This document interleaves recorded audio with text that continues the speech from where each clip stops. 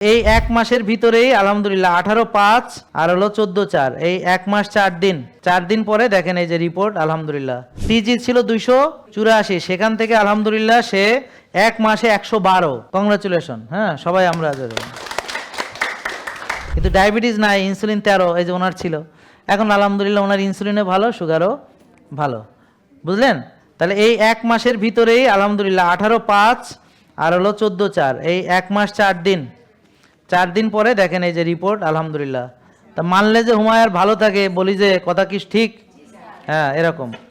আর ওনার vitamin D কম ছিল, যাই হোক ওটা আস্তে আস্তে বাড়বে। এবার আর টেস্ট করা হয়নি। ওনার টিজি ছিল 284, টিজি ছিল 284, সেখান থেকে আলহামদুলিল্লাহ সে এক মাসে 112। কংগ্রাচুলেশন। হ্যাঁ, সবাই আমরা। আর এইচডিএল ছিল 26, সেখান থেকে এক মাসে 44 হয়েছে। তা আশা করি 2-3 মাসের ভিতরে এটা 60-তে ইনশাল্লাহ চলে আসবে। ঠিক আছে? এটা এই যে, এবং আমাদের তরফ থেকে আপনাকে এটা পুরস্কার। হ্যাঁ, থ্যাংক ইউ। আমি হচ্ছে ট্রিপল ভেসেল ডিজিজের রোগী। মানে ট্রিপল ভেসেল ডিজিজ মানে বুঝছেন? মানে হার্টের মেজর 3টা ইসে ব্লক। তা আপনি বুক ফাটছেন? না স্যার। তারপরে রিং পরাইছেন? না। হ্যাঁ, এইটা আপনি বাইসে আছেন? জি ও, স্যার। বাইসে আছে তো। হ্যাঁ, তো এই ডাক্তারের কাছে গেলে বলবে কি 100% block, triple vessel disease, so তুমি মরে যাবা। আসেন, আপনি আসেন। তুমি মরে যাবা। তুমি যদি এক্ষুনি অপারেশন না করো তুমি মরে যাবা। আমার টিজিএইচডিএল রেশিও ছিল 11, এখন আসছে 2.5। আলহামদুলিল্লাহ, আলহামদুলিল্লাহ। যাক, আমি এই আমার ওয়াইফ ও আমি করব বাইপাস করার জন্য ডাক্তার আমার ওই দিনই বলে দিছে, এনজিওগ্রাম করেছি আমি, আমাকে ওই দিনই বলে দিছে। আমি পরেও আমাকে বলতেছেন না, পরে যাক স্যারের এটা আমি ওনারে বলতে দেন। হ্যাঁ, আপনি আসসালামু আলাইকুম স্যার।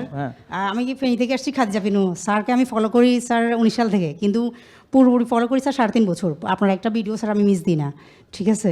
মানে পুরো সবসময় দেখি স্যার। তো এখন আমার হাজবেন্ড অনিয়ম করে। তারপর আমার একটা কথা শুনে না স্যার। হ্যাঁ, ভালো না এগুলা, বেড়া মানুষ। তারপরে আচ্ছা, যাই হোক, ও অভিযোগ দিবে আমি মিথ্যা কথা বললে। আচ্ছা, যাই হোক, তো এখন স্যার অনেক পরে আপনার সে বাইপাস করানোর জন্য টাকা জোগাড় করতেছে, রেডি হচ্ছে। তার ভাই বোন সবাইকে বলতেছে টাকা জোগাড় করার জন্য। কত টাকা লাগতো বাইপাসে? স্যার 4.5 লাখ টাকা মাত্র? তা তো সস্তা। স্যার আমি তো গরিব স্যার। আচ্ছা, যাই হোক স্যার।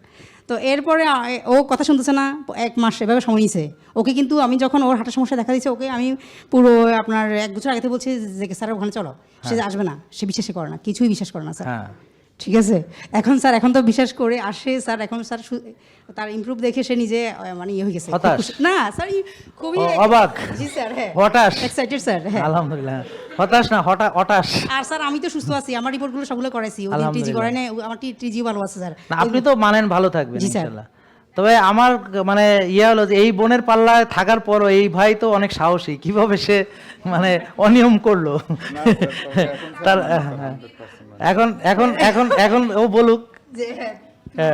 না, তবে ও আমাকে স্যারের ব্যাপারে ও খুব ডেডিকেটেড। ঠিক আছে, স্যারের কোনো নেগেটিভ শুনতে চায় না, কোনোই করতে চায় না। এগুলো খুবই একটা ভালো জিনিস। আর এখন আমি মানতেছি, আমার কাছে ভালো লাগে। যেমন আমি এখন ফজরের নামাজ পড়ি, হাঁটি, ঘাসে হাঁটি, প্রতিদিন হাঁটি। আলহামদুলিল্লাহ। এখন আপনি এনজয় কেমন করছেন? আচ্ছা, আপনি যখন রোগী ছিলেন তখন আপনার মানসিক অবস্থা কেমন ছিল? জি। আর এখন কেমন আছে? না, এখন আলহামদুলিল্লাহ ভালো আছে। তাহলে আপনি বলেন যে বউয়ের কথায় চলবে। চলবো। বলে যদি আরো আগে মানতাম তাহলে কতই না ভালো হইতো। জি, আরো আগে ভালো থাকতাম। সত্যি কথা বলেন তো, কোনটা আনন্দদায়ক? ওকে বলেন যে না, এই যে রাত জাগা আনন্দদায়ক নাকি এখনকারটা আনন্দ? স্যার, এখন আমি খুব আরামে ঘুমাই এবং আপনার হ্যাঁ এটাই তা এই জন্য সবচেয়ে 4-7-8 ব্রিদিং। হ্যাঁ, ব্রিদিংটা করার পরে আমি 9টার সময় শুইলে 10 মিনিটে বা 5 মিনিটের ভিতরে। আলহামদুলিল্লাহ, আমি খুব ভালো। তাহলে আপনি আর ওরে খুঁজে পান না? না স্যার, আমি আচ্ছা, ঠিক আছে। জীবনে স্যার অনেক অনিয়ম করছি। ঠিক আছে, আলহামদুলিল্লাহ এখন ভালো আছি স্যার। ধন্যবাদ। Thank you. বোনকে বিশেষ করে ধন্যবাদ। জেকে লাইফস্টাইল, ওষুধ মুক্ত সুস্থ জীবন।